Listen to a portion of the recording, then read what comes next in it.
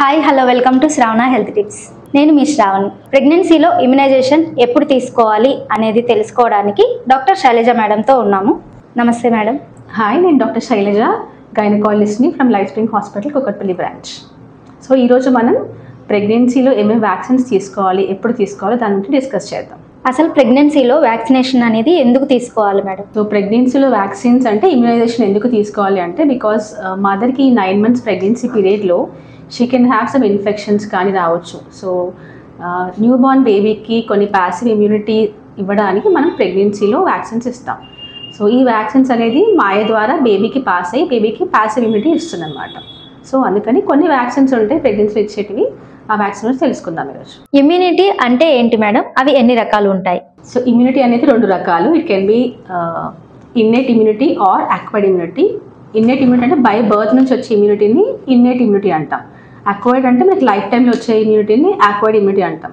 So అక్వైర్డ్లో మళ్ళీ 2 types ఉంటుంది. It can be active immunity or passive. Active అంటే మనకి ఇన్ఫెక్షన్స్ వచ్చినప్పుడు కానీ లేదంటే డ్యూరింగ్ ద ప్రాసెస్ వ్యాక్సినేషన్స్ ఇవ్వడం వల్ల వచ్చే ఇమ్యూనిటీని దాన్ని యాక్టివ్ ఇమ్యూనిటీ అంటాం. ప్యాసివ్ అంటే తల్లి మదర్ మిల్క్ నుంచి వచ్చే ఇమ్యూనిటీని ఆర్ కొన్ని ఇమ్యూనోగ్లోబులిన్ వ్యాక్సిన్స్ ఉంటాయి, దాని నుంచి వచ్చే ఇమ్యూనిటీని ప్యాసివ్ ఇమ్యూనిటీ అంటాం.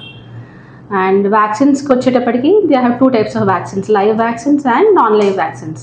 లైవ్ వ్యాక్సిన్స్ అనేది మనం ప్రెగ్నెన్సీలో ఇవ్వకూడదు. They are contraindicated in the pregnancy. So non live vaccines ఇవి ఇవ్వచ్చు. ఇవి ఎలా అంటే బేబీకి మదర్ నుంచి మాయ ద్వారా, మాయ నుంచి బేబీకి ఇమ్యూనిటీ పాస్ అవుతుంది. This is called passive immunity. Pregnancy సమయంలో ఏ నెలలో ఏ వ్యాక్సినేషన్స్ అనేవి తీసుకోవాలి మేడం? సో ప్రెగ్నెన్సీలో 3 రకాల వ్యాక్సిన్స్ ఇస్తాము. TT or TD vaccines and Boostrix vaccine or Tdap vaccine అంటాము. And third one is flu vaccine. So coming to first one, TT or tetanus toxoid or TD vaccination.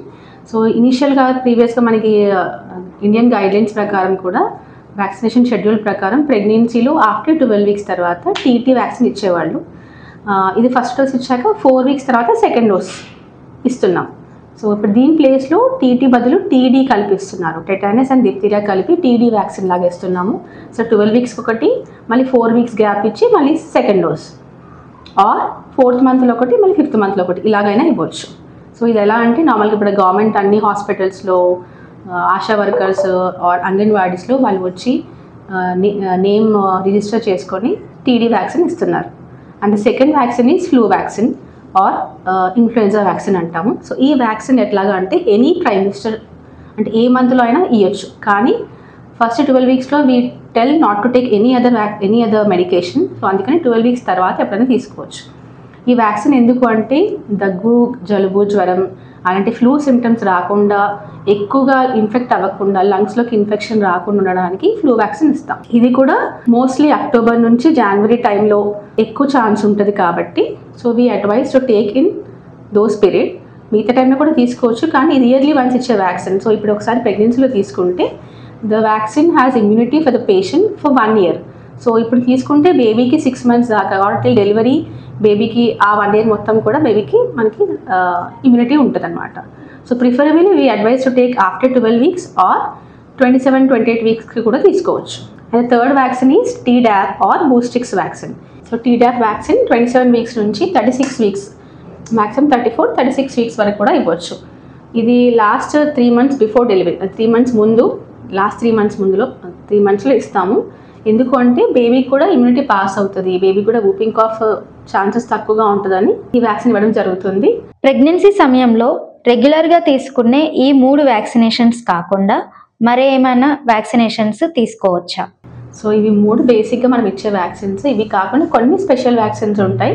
ఇవి రొటీన్గా ఇవ్వము. Only high risk పేషెంట్స్లో or పేషెంట్కి splenectomy అయ్యింది అట్లాంటి వాళ్ళకి meningococcal vaccine కానీ, నిమోకోకల్ వ్యాక్సిన్ కానీ, or sometimes hepatitis A vaccine, hepatitis B vaccine. And ప్రీవియస్గా మనకి కోవిడ్ టైం వచ్చినప్పుడు కోవిడ్ వ్యాక్సిన్ కూడా ప్రెగ్నెన్సీలో అడ్వైస్ చేసాం. సో ఇట్లాంటి వ్యాక్సిన్స్ కొన్ని స్పెషల్ కేసుల్లో మాత్రమే ఇస్తారు. ప్రెగ్నెన్సీలో లైవ్ వ్యాక్సిన్స్ ఇవ్వకూడదు. Like MMR vaccine, rubella vaccine అంటాం దాన్ని, or chicken pox vaccine are yellow fever and Japanese encephalitis vaccine. ఇవి ట్రావెల్ వ్యాక్సిన్స్ అంటాము. ఈ వ్యాక్సిన్స్ ప్రెగ్నెన్సీలో ఇవ్వకూడదు. ఎందుకు ఇవ్వకూడదు అంటే బేబీకి ఈ ఇమ్యూనిటీ పాస్ అయినప్పుడు baby can have some congenital abnormalities. So అందుకని these vaccines are contraindicated in pregnancy. Rabies vaccinations అనేది ప్రెగ్నెన్సీలో తీసుకోవచ్చా మేడం? సో కుక్క కరిచినా కానీ ప్రెగ్నెన్సీలో ఆర్ ర్యాట్ స్క్రాచ్ చేసిందని కొందరు పేషెంట్స్ వస్తారు కదా. So rabies vaccine can be taken in pregnancy, it's not contraindicated. So ఈ వ్యాక్సిన్ కూడా మనం డాక్టర్ని కన్సల్ట్ చేసి వ్యాక్సిన్ తీసుకోవాల్సి ఉంటుంది. దీనికి 5 డోసెస్ ఉంటాయి. సో వాళ్ళు చెప్పినట్టు 0, 3, 5 అలా ఉంటుంది డోసెస్. సో డోస్ ప్రకారం వ్యాక్సిన్ తీసుకోవాలి. థ్యాంక్ యూ మేడం, చాలా విలువైన సమాచారాన్ని మాకు అందించినందుకు. చూస్తూనే ఉండండి శ్రావణ హెల్త్ టిప్స్. మీకు ఏమైనా డౌట్స్ ఉంటే కామెంట్ రూపంలో తెలియజేయగలరు. Please follow Insta and Facebook also. Doctor interviews కోసం శ్రావణ హెల్త్ టిప్స్ని కాంటాక్ట్ అవ్వాలి అని అంటే శ్రావణ హెల్త్ టిప్స్ @gmail.com కి మెయిల్ చేయండి.